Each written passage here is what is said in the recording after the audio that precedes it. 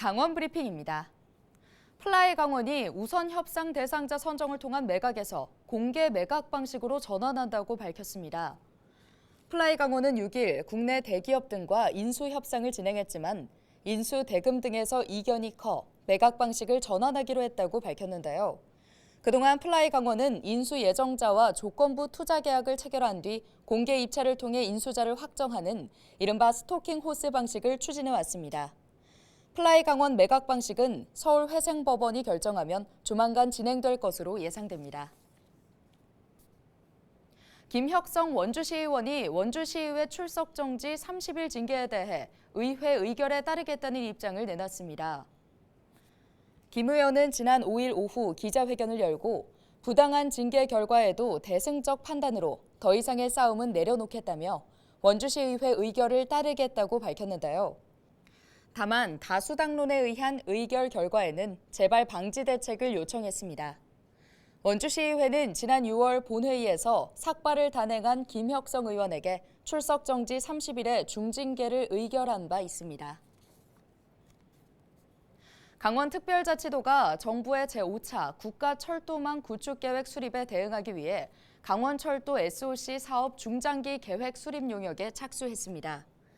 국가철도망 구축계획은 5년 주기로 수립하는 철도 건설 계획을 담은 철도 건설 분야의 최상위 법정 계획인데요. 강원자치도는 강원연구원 등의 용역을 의뢰해 철도망 구축 계획 구상과 타당성 분석에 나설 방침입니다. 묻지마 범죄가 늘면서 윤석열 대통령이 모든 현장 경찰관에게 저위험 권총을 보급하겠다고 밝혔습니다.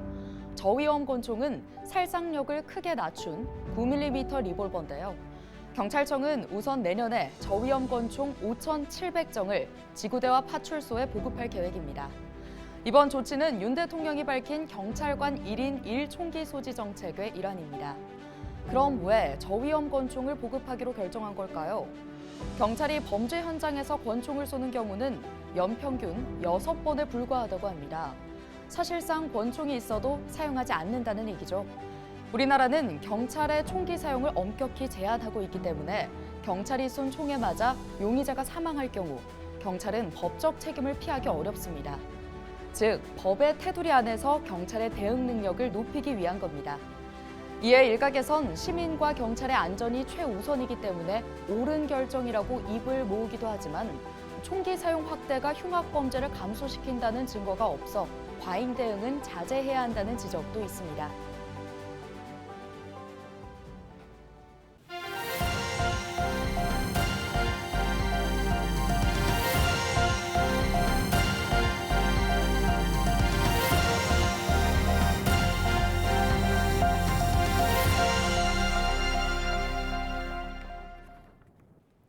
둘째를 출산한 뒤 첫째 아이 돌봄 서비스를 무상으로 지원하는 조례 개정이 추진됩니다. 강원특별자치도의회는 심호섭 강원도의원이 대표 발의한 출산 양육 지원 조례 개정안이 관련 상임위 심사를 통과했다고 밝혔습니다. 해당 조례안은 만 5세 이하 영유아 돌봄 시 지자체가 사업비를 전액 지원할 수 있도록 하는 내용입니다. 현재는 중위소득 기준 150% 계층을 대상으로 산모 자부담의 90%까지만 지원하고 있습니다. 한라대학교 소프트웨어 중심대학 사업단이 지난 5일 출범했습니다. 소프트웨어 중심대학 사업단은 소프트웨어 전문 교육을 강화하고 모빌리티 소프트웨어 인력을 양성하는데요. 사업단은 국비 등 사업비 100억 원을 투입해 오는 2028년까지 인력 양성과 함께 창업 기업이 경쟁력을 갖출 수 있도록 기술 이전도 지원할 계획입니다. 고성군이 민원 담당 공무원을 보호하기 위해 군청에 이어 각 읍면 민원실에도 유리 가림막을 설치했습니다. 고성군은 민원인의 폭언과 폭행 등 위법 행위를 막고 담당 공무원의 안전을 보호하기 위해 민원실에 강화유리 가림막을 설치했다고 밝혔습니다. 또 민원실에 폐쇄회로 TV, 관할 경찰서와 연계한 비상벨 등을 설치하고 안전요원을 배치했습니다. 지금까지 강원 브리핑이었습니다.